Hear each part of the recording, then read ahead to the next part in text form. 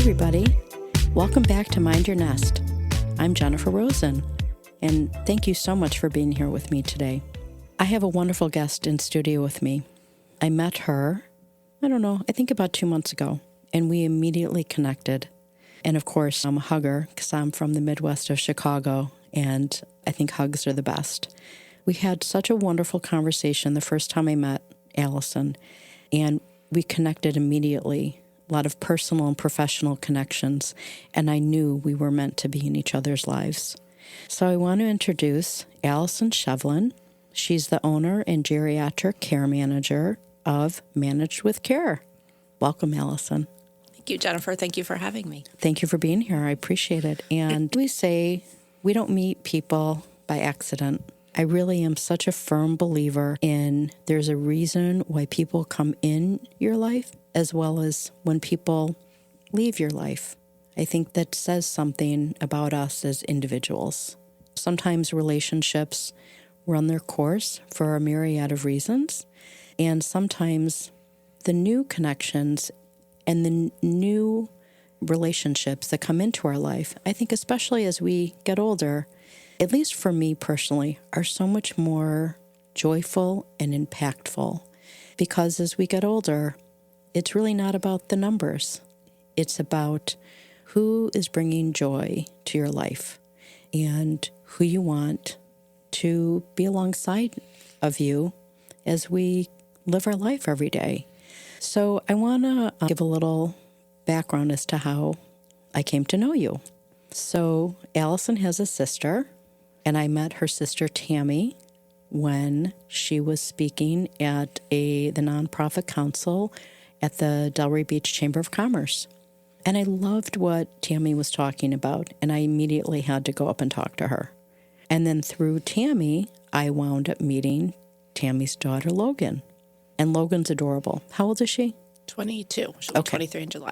So I think having a 21-year-old and a 23-year-old, she just was bubbly, full of life, a lot of energy.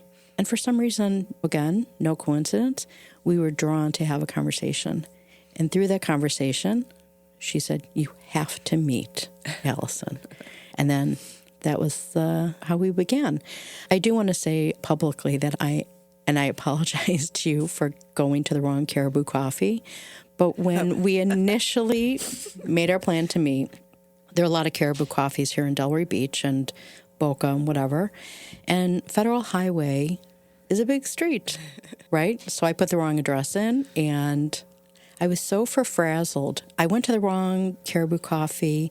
I sat and waited, and I'm like, where is she? Something's going on. So then I got in the car, and I raced over, and we had a great chat. It was great. And Caribou Coffee is actually a cute place. Carmela's. Oh, I'm okay. so sorry, everybody. I don't want to. Carmela's. Yeah, Carmela's is great. I'm sure Caribou is too, but I've never been there. So. Maybe that's a Chicago place. I'm not quite sure. I don't know. Everybody, I'm sorry. That's it was adorable. It was a very, the inside was very light and the juices and whatever. But it was really a conversation that won me over. So tell me about what you do, how you got into really working with the older population. So I love the older population. I've never really been someone who enjoys babies or kids or anything like that. I always was drawn to the older population, and it started with my relationship with my grandmother. My mom's mom and I were very close growing up, and I have even on my website the story of watching Golden Girls and Empty Nest every Saturday night with her. And I laugh now. I actually just told this to somebody, all the risque things that would happen on Golden Girls. And my grandmother would look at me like, oh, is she going to ask me what this means? And now that I watch it, I'm like, oh, gosh, this was pretty raunchy for my grandmother to let me watch when I was little. But how old were you? Probably 6 to 8. Oh, my gosh. I was enough to comprehend.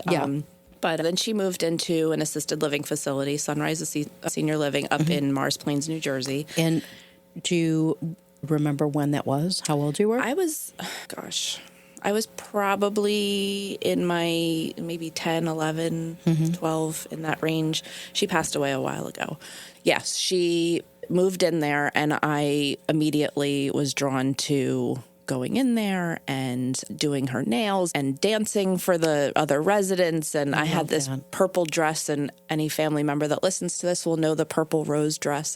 But it was a purple dress with white lace, and I used to wear these white pumps, and I loved to dance and sing Les Miserables. And did you get that from your mother or grandmother, or was that just something that you intuitively, when you were younger, just loved that? I just loved going and spending the time with them, and they all have wonderful stories, and it was like just a good feeling to go in there. And then when I went to college and I had a time partying for the first couple years, and I didn't know what I wanted to do. I think everybody goes to college and they're like, okay, I go for psychology because I don't know, that's what I thought I would do.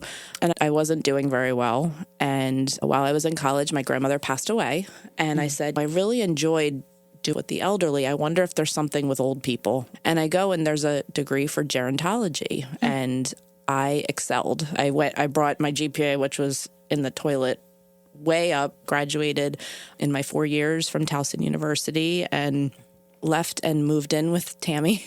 And was there for a year in Maryland and working in a continuing care retirement community, CCRC, and doing some things up there. And then I got my heart broken, thought I was going to marry my boyfriend up there. And I just packed a car and I drove to Florida. I said, well, if I'm going to go somewhere, I might as well go where everybody retires.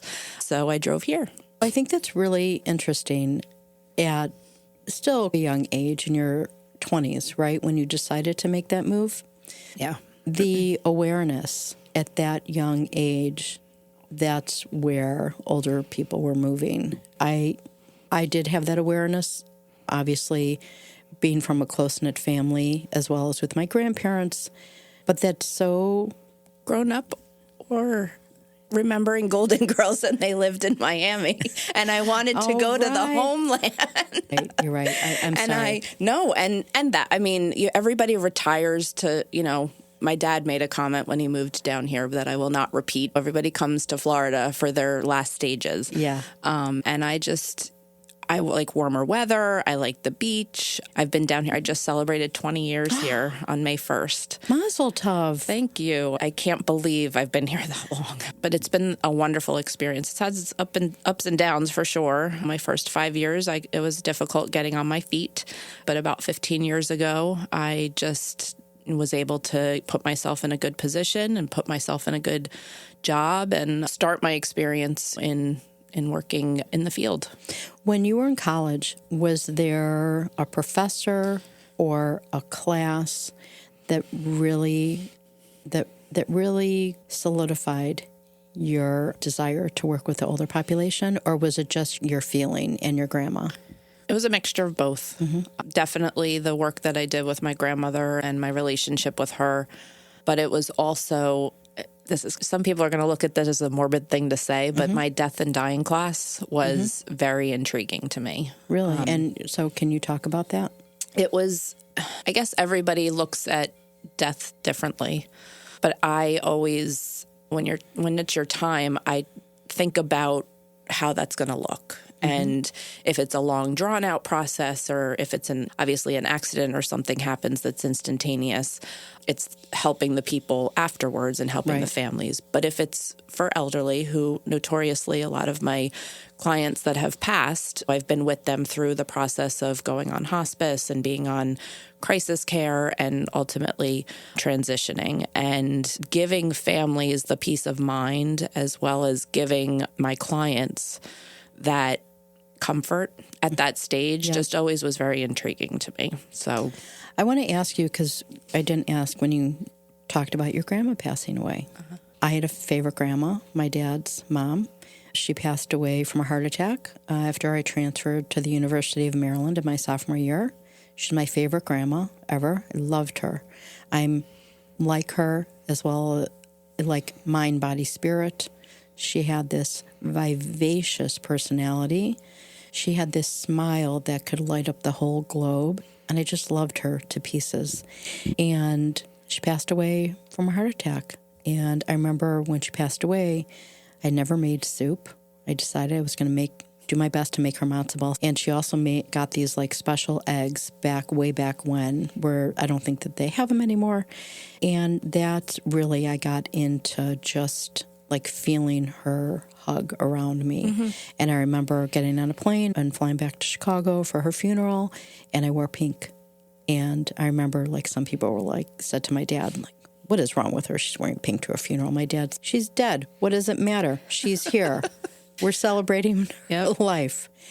So what happened with your grandma, and how was that? And did you feel, I don't really believe in having regrets, but there have been moments in my life where I wished I would have spent more time with my grandma, because she was just such a huge figure in my life. So I was in college and, like I said, was doing that wonderful partying for 2 years. Yep. So she passed away during that time. And my mom at the time watched her. She was in a facility in New Jersey, and I was down in Maryland in college. And my mom didn't want me to see her like that. God. She unfortunately was hallucinating, and the medications, just, she was an itty bitty little thing. Yeah. So when they started pumping her with all that stuff, it did crazy stuff. And it was a lot different when that happened. This was in the early 90s. And I'm sorry, not early 90s, late 90s. And she passed, and I wasn't there with her. But for the age and the maturity level that I was at, it probably was best that I wasn't, because I remember the good times. I have vivid memories of being at Sunrise Senior Living in Morris Plains, New Jersey. I do not have vivid memories of my grandma. I have memories of her being in the hospital and those things, but I do not have vivid memories. And I'm grateful for that, because I didn't have that experience to have her in my memory that way. Right. Yeah. No, I completely understand that. At certain points in our life, we're not at a place where we can allow that into our psyche. Yeah. And you're right, sometimes it's better to have those extraordinary memories of somebody who really deeply impacted our life.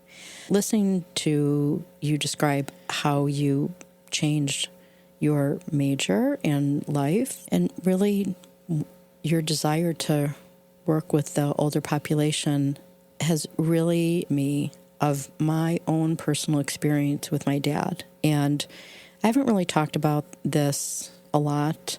I've written about it over the years, but I hope you'll indulge me if I can share this story with you. Absolutely. Because I think what you shared is exactly what our experience was with my dad.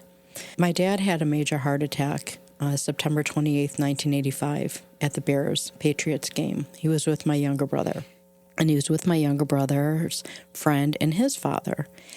And my dad knew he was having a heart attack. And he went to the Andy Frayne, he went to the ushers and said, I think I'm having a heart attack. Can you please do me a favor and let my son know that I'm not feeling well, and to enjoy the rest of the game, and then I'll see him at home later. I think my dad was 47.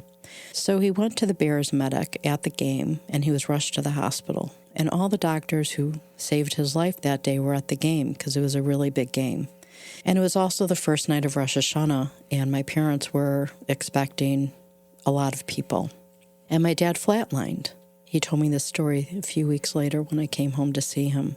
And he said the doctors grabbed him by his scrubs or whatever and said, Jay, you're scaring the shit out of me. And my dad responded, you're scaring the shit out of me too. And he lived for 31 years with congestive heart failure. Defying all of the odds, there was no way that my dad was supposed to live that long. But what that experience did was, number one, my parents split up 9 months later. My dad decided, you don't get many chances like this, and he was ready to live whatever time that he had left on this planet and continue moving forward. So 10 years later, he needed to have open heart surgery. He decided to have open heart surgery at USC in California. One of his closest friends' sons was a chief cardiologist resident at USC, and my dad decided, well, if I'm going to go and Michael sews me up, either number one, if I survive and the sew-up is horrible. I can sue him. And if I'm going to go, I might as well go in sunny California. We knew the odds, and he survived, of course. In between those 10 years, my brothers and my dad and I started having dinner on a very regular basis, and we started planning, which I know that you're very familiar with.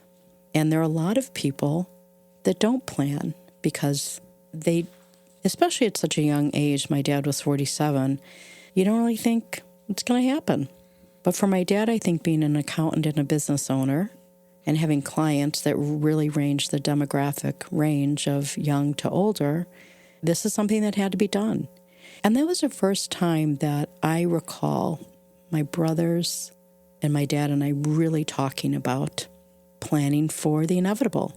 And I know that you're aware that we're born, we live, and then we die. Yep. Everybody meets the same end. And I know that there are some people that die tragically, as you described, from an accident. Some people have a slow end and very dramatic and emotional, depressing end, not only to them, but to their families. And I didn't have that experience, and I'm grateful for that. Every time he went in for a procedure, the doctors always said, and we're like, we know he might not make it off the table. We heard it, we understand. And he came out. And then when it was apparent that he wasn't going to continue on living, he decided he was going to decide what his last day was going to be on earth. He told the doctors at University of Chicago Hospital that he really wanted to see the Chicago Cubs win the World Series. And the doctors said, you don't have that much time. My dad, the last couple of years of his life, he wasn't transplant eligible for a new heart. His other organs started shutting down, as I know you're aware, with all of your clients. And he was at a training hospital at University of Chicago where they had an LVAD, which was either a bridge to transplant or an extension of life. And my dad had this LVAD device for the past couple of years. He needed to have it replaced 3 times just because of all the side effects of shedding. And I'm not going to go into the gory details, which I really don't even know. But when it was apparent back in August of 2020, let's see, when did the Cubs win the World Series? 2016. The doctor said, you have a couple choices. Do you want to go home? Do you want to have hospice come into your home? Do you want to go to hospice? What do you want to do? So I remember my brothers and I were in the room with him, and my dad said to Jeffrey, my older brother, will you grab the trib and tell me when the Cubs are playing this week? So my brother said they're playing Thursday, or it's a 1:20 game. And my dad said to his doctor, Thursday's the day. It was amazing. He got to talk to all of the people in his life and say goodbye. We decided that all the grandchildren were coming to the hospital, and they had to be gone by noon to say goodbye. And I remember getting there that day with my kids. My ex-husband was picking the kids up at the hospital. And I remember walking in there. My dad was laying in bed. I'm like, hi, Dad. What are you doing? He's, I gotta go before I go. So let's get ready to go. And his nurse, they were amazing, the people there.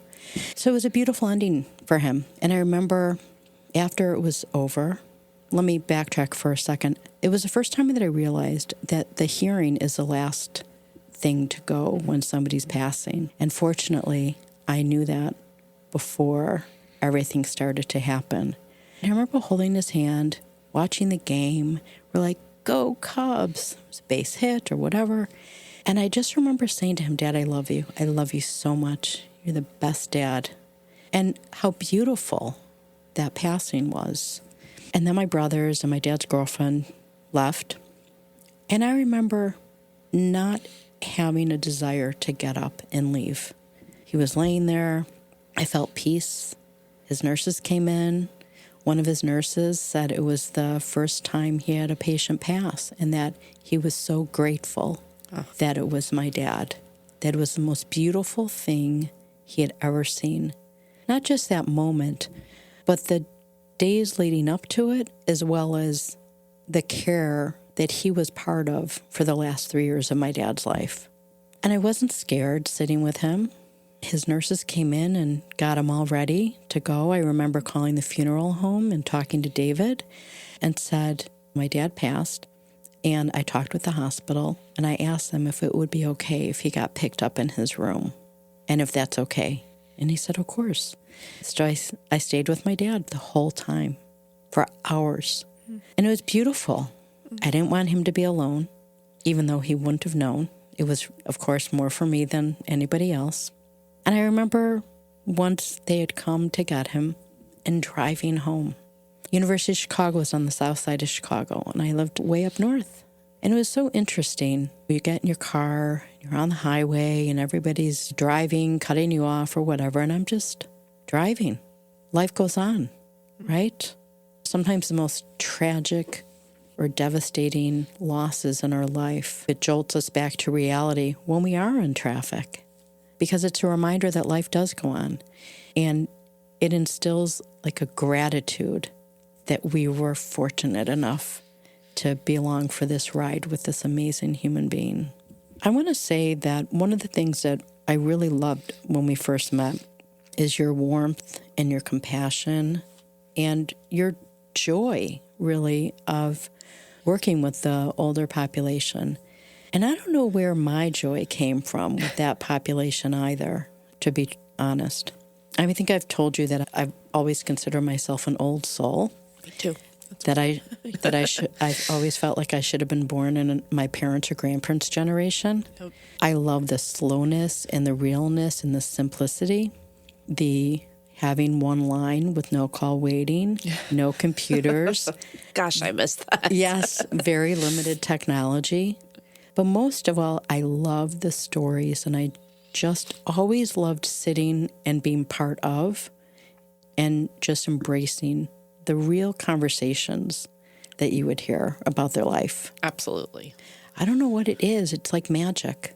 One of the other things that I truly love about the older population, and I just get such a kick out of it, and I think that this really resonated so much when I worked for the synagogue, and they would run bridge games, and I would walk in, and the women, they were all dressed up, they had their lipstick on, the whole thing, the whole 9 yards. Yep. And I love that awareness and that appreciation for always looking good.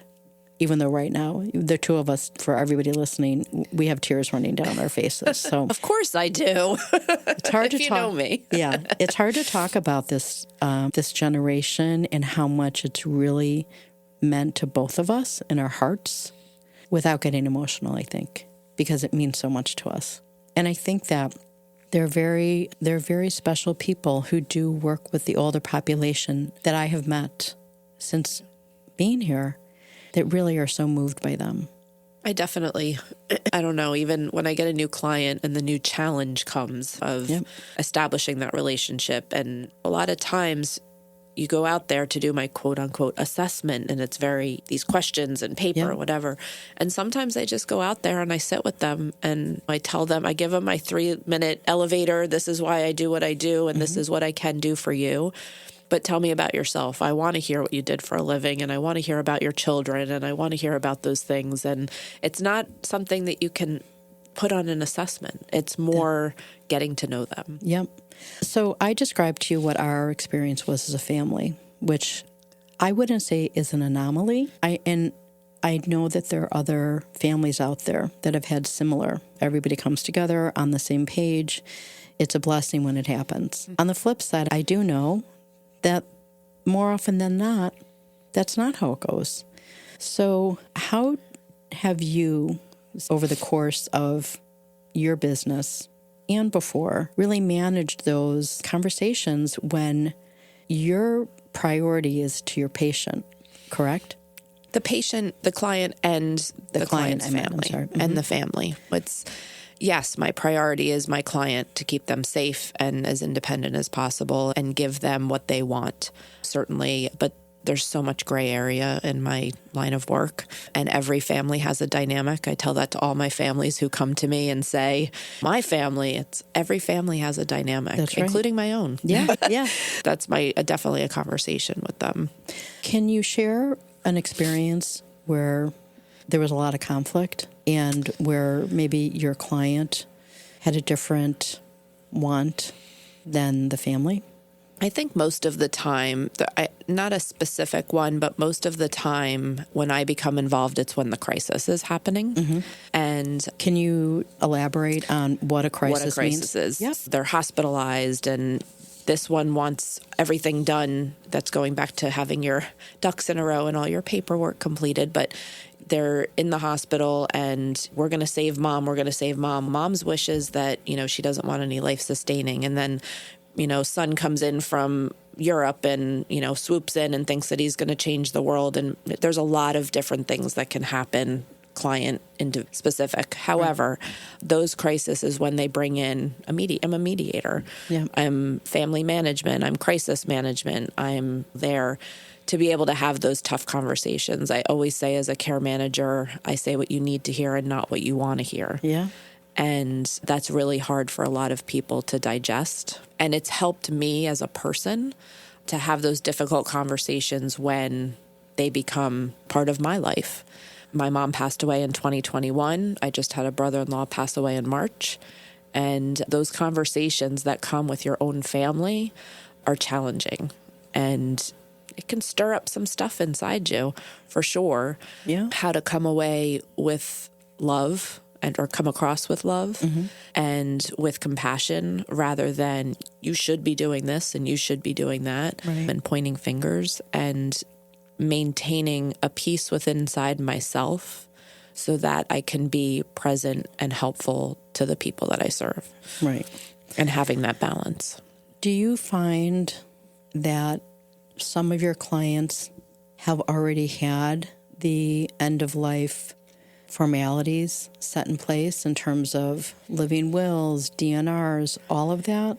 Or is your experience more with families that have not put those plans in place for end of life? It's been a mixture of both. When I worked at my previous job, there was a very diverse mixture of people that I serviced. So I'd have people who really had no money in the bank, were scraping by food banks, what have you, to people that were living in $1 million mansions on Palm Beach Island. Yep. So it is such a wide variety, and unfortunately it plays a role. Economics plays a huge role of people. I would say most seniors in our area are in survival mode.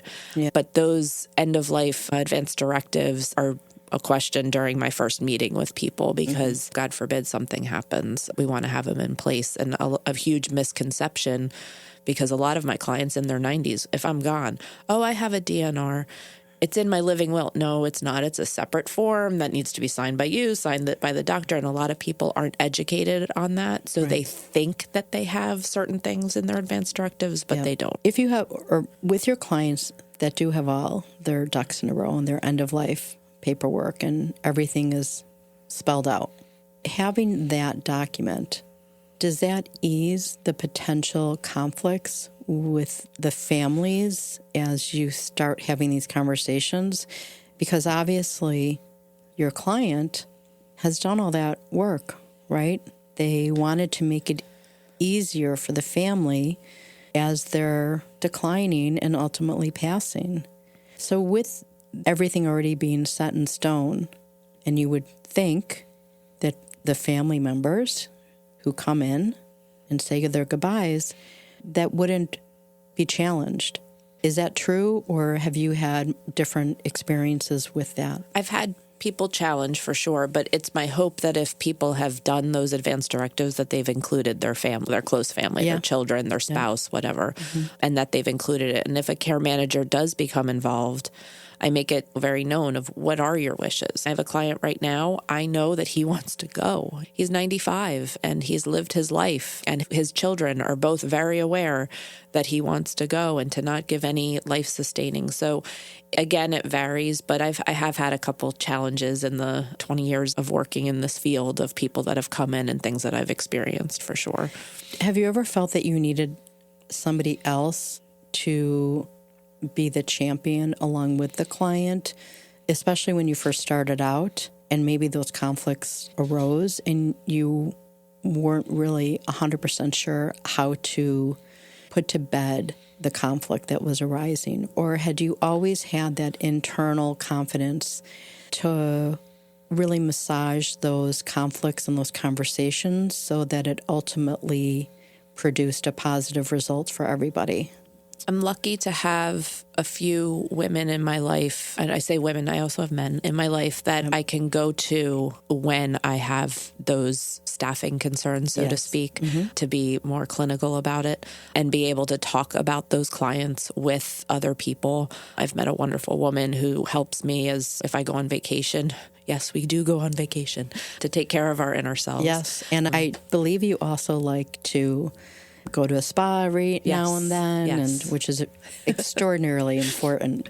Yep, good massage every once in a while, Yep. nice little vitamin D therapy. Yep. But I have a woman that will watch over the business and help with that. And her and I do meet once a month, and we discuss cases and things that are going on. My previous employer, my old supervisor that I had, her and I go out to dinner once a month, and we talk about situations and just kind of stuff. Let me tell you, I've had some difficult ones since I've gone out on my own, and I've called her. Right. She was who I staffed my cases with prior, so I'm so lucky to have her in my life as well.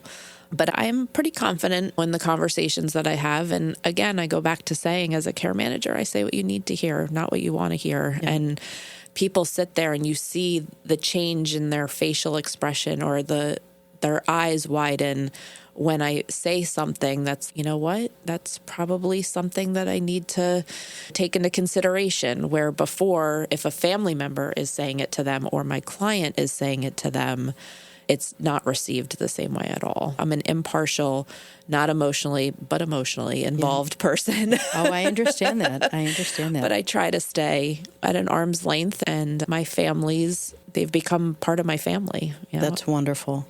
I would imagine that taking that neutral as much as possible position is such an important role with your clients and their families.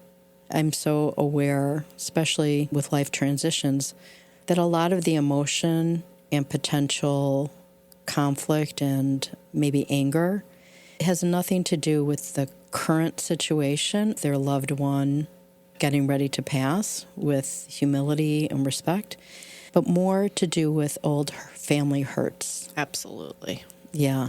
Yeah. I have clients just recently. I was actually discussing this client many years ago, and I walked in and the daughter was so angry, and because dad was making choices that she didn't necessarily agree with. You have to come in and you have to take the keys away from him because he's going to get in a car accident and he's going to spend my entire inheritance and blah, blah, blah, and yelling and crying at me. And I said, I'm coming into, and meanwhile, I thought the man was sweet as pie when I met him. And I come into his life at very vulnerable times. And you think of times when you've been vulnerable and how, for lack of a better word, mushy you are. Yeah. So he was very vulnerable at this time, and she was very angry. And it took a lot of coddling and a lot of compassion and a lot of communication with her, because I couldn't go in there and take away his keys, but we had steps that we had to take in order to do that. Just a small example of something like that, but yes. And how did that resolve itself? He ended up having a fall in the home, and he went into the hospital, and we moved him into an assisted living. Then he fell at the assisted living, went back into the hospital, and ultimately transitioned. And how did you feel the change in the daughter was as all of these events unfolded? I think she continued to be, she was very grateful, I will say, for my intervention, becoming the person in between the two of them, because they were just at odds at this point. He wasn't accepting help. And finally, when we got him into the assisted living, everything was wrong. So I was there to help support her, which happens more often than not. My clients are my clients, but a lot of times it's the support that's needed and the conversations that I have with the client family members, the sons and the daughters usually. And I always tell, as much as I'm here to support your mom or your dad, I'm here to also support you. Of course, of course. It's difficult and it's really hard. Sometimes people don't realize that the end is as near as it is and are not ready for that. And that's really hard. You can't stop the clock. One of the questions I wanted to ask, I know as we age, obviously I'm 57, my mom just turned 84, and it's really well known that mental acuity starts to decline sometimes earlier. Even at 43. Yes, even, I think they call it brain fog, which is probably a nice way of saying it. My kids, I'm talking too slowly, or my recall, or whatever. Word finding. Yeah. Word finding lately. I'll sit there and I was just telling my husband last night, I'll sit there and I just cannot find the word. I know. Sometimes I think there's too much going on in our brains, and we just need to slow down. It's all that technology. I'm telling you, listen, everything. I know. Can we just rewind to Yes. In 1967? Yep. That's when I was born, and life was so much simpler. Yep. What's your experience with your clients whose mental acuity is either in the dementia and then Alzheimer's realm as it relates to end of life? And with that, and let's say those clients don't have end of life plans, they don't have everything in place, does that create a different situation for you once you're bringing the family members in and there's nothing? What happens with that?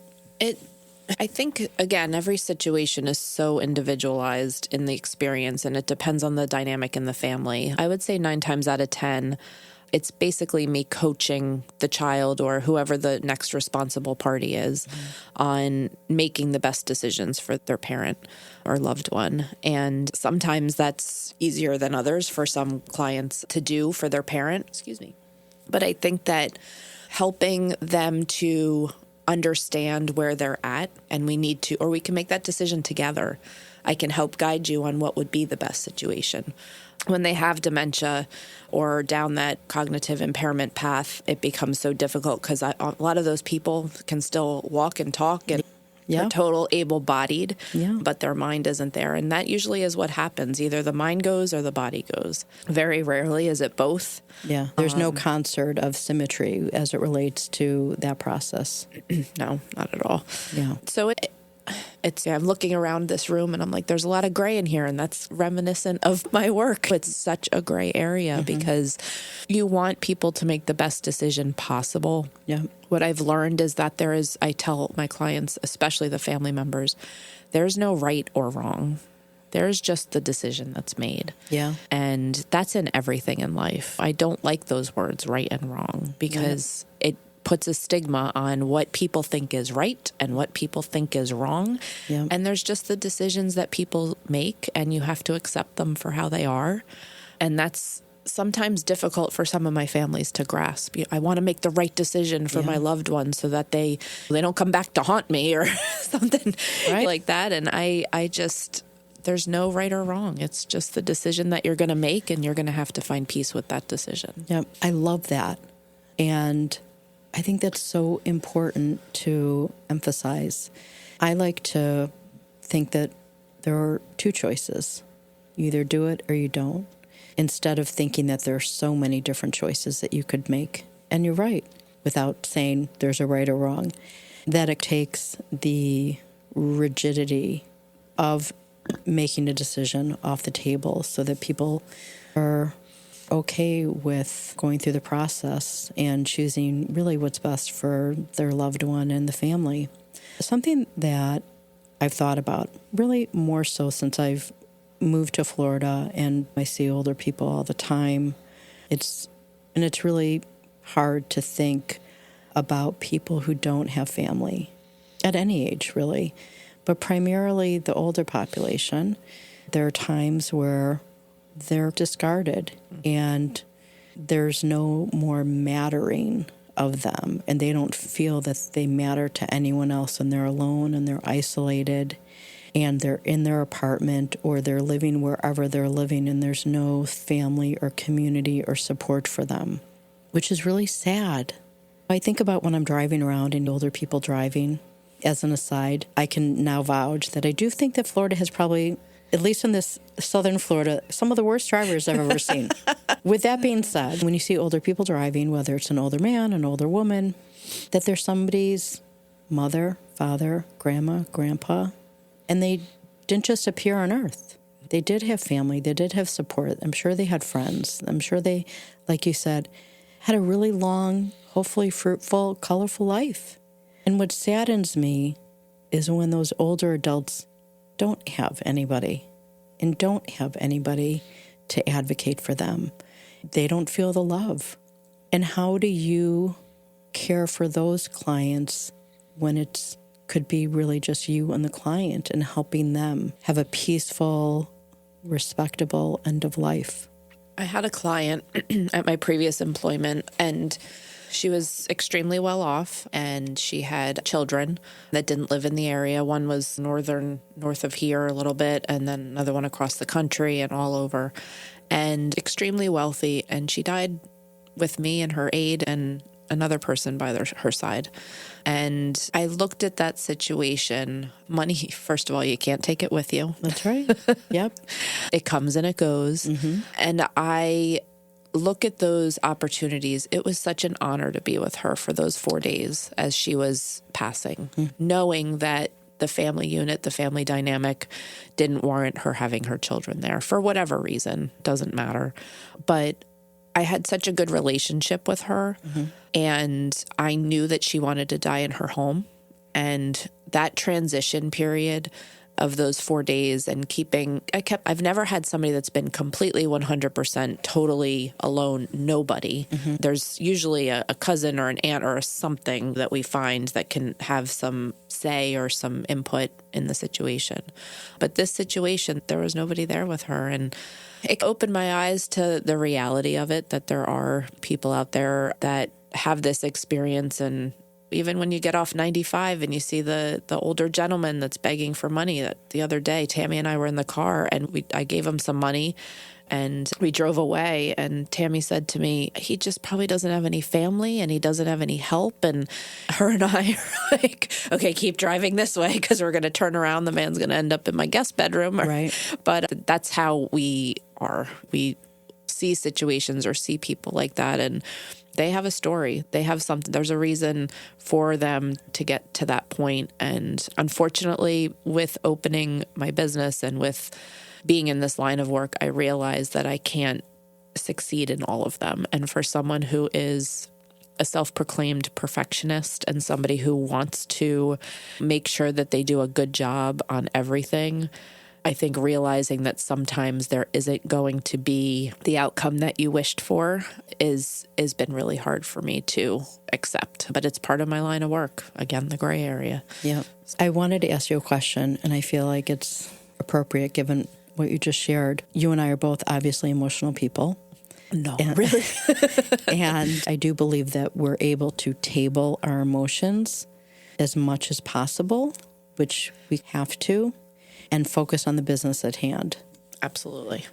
To stay focused, be professional, focus on the task at hand, and that helps us do the best job we possibly can.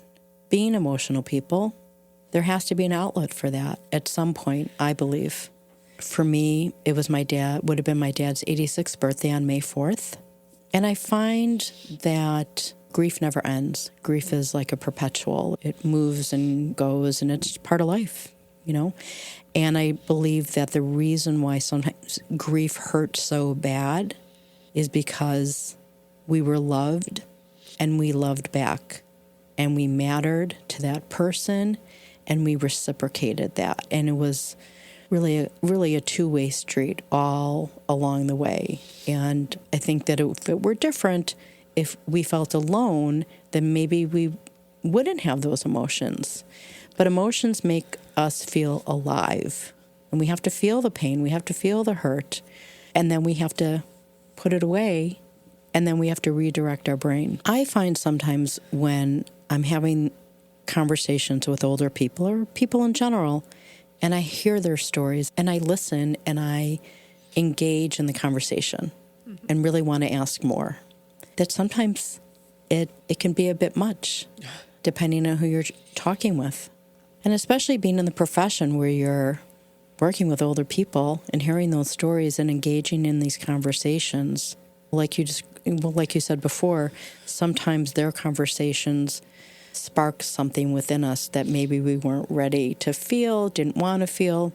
How do you let out and feel the emotions once you go home? Because as much as we try, we like to separate the personal from the professional. I'm sorry, personal. I stuttered there. The personal from professional. I believe that the personal and professional we're one and the same. We're the same person. But there are times when you go home, you do have to let it out. And you can't just let it out by getting a massage, getting your nails done, going for a walk. The feels of all of those stories and the emotions and hearing trauma and hearing wonderful stories comes out sometimes at unexpected times. You might be driving your car listening to an amazing song on the radio, and that's it. You're done for 5 minutes. You're bawling while driving. How do you handle that when you feel like you've really had a day like the one you described with this woman passing after 4 days? If Allison Shevlin, she's a crier and it releases that way. And a lot of people look at crying as a weakness. Yep. And to me, I cry when I'm angry because that's the way that my body releases that anger. I cry when I'm sad. I cry when I'm just having those experiences with my client. And sometimes I can't hold it in. After my mom passed away and I went back to my clients within a week and a lot of them knew what had happened, I cried a lot with my clients, and they were appreciative because they didn't see me as their care manager. They saw me as a human. Yep. Oh, yeah. And somebody that was going to empathize with them and you have to have a level of compassion in order to be in this line of work. So my release and going home, I'm so grateful for Tammy's husband, Mark. He whipped my butt into shape shortly after. I want to say it was about a year after my mom passed away. He's in personal training, and that's become a huge release for me. And sometimes when I'm working out in the morning, I'm crying because that release just comes. And a lot of people, I know my dad, he doesn't like to see me cry. And I think in that generation also, they look at it as a sign of weakness. And for me, it's a good thing. Oh, I agree too. I don't care if my makeup's dripping down my face. That's why I didn't wear makeup this morning. That's why I asked this video. I'm getting on a flight in a couple hours to go to Chicago, so I had to get all dolled up. My mother would not be happy if I didn't have any makeup on while flying.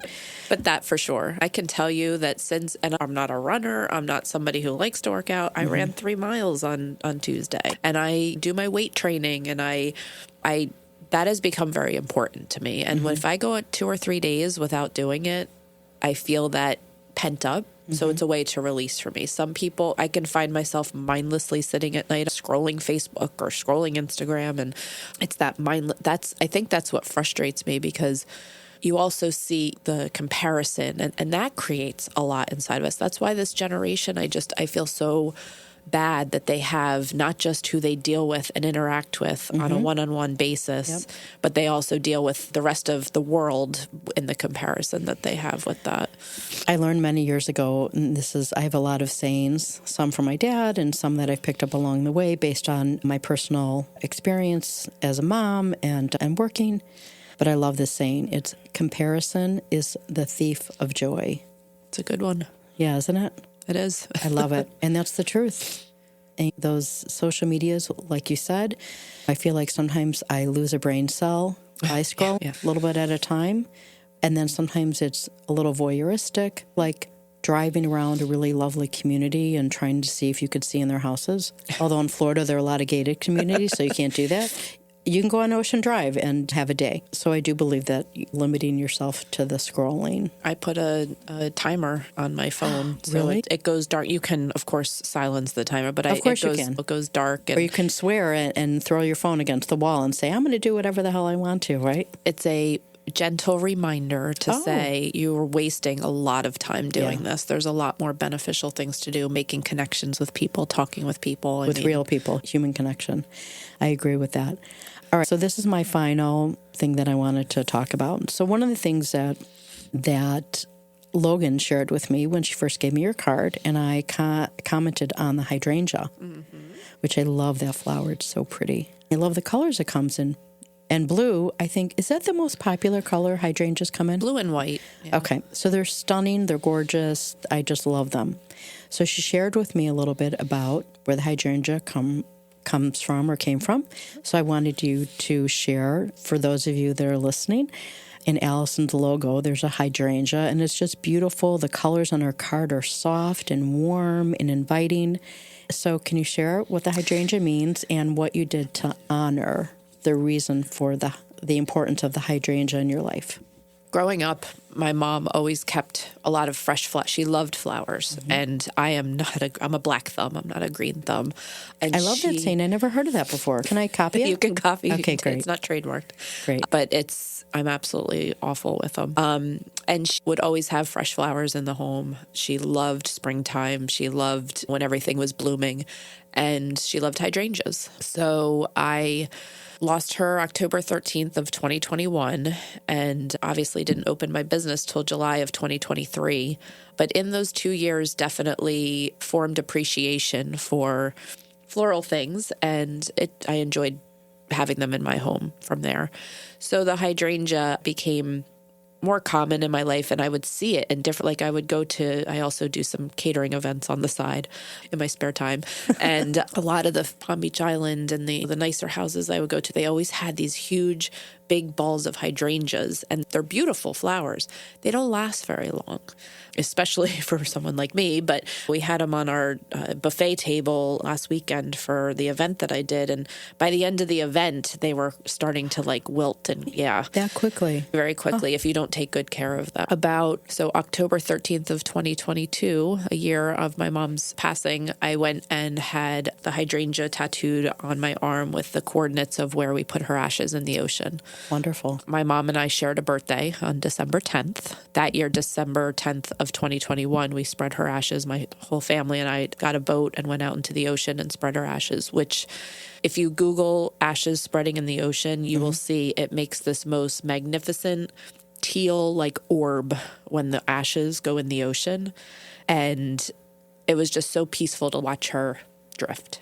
Wow. So I got the teal and the blue hydrangea on my arm.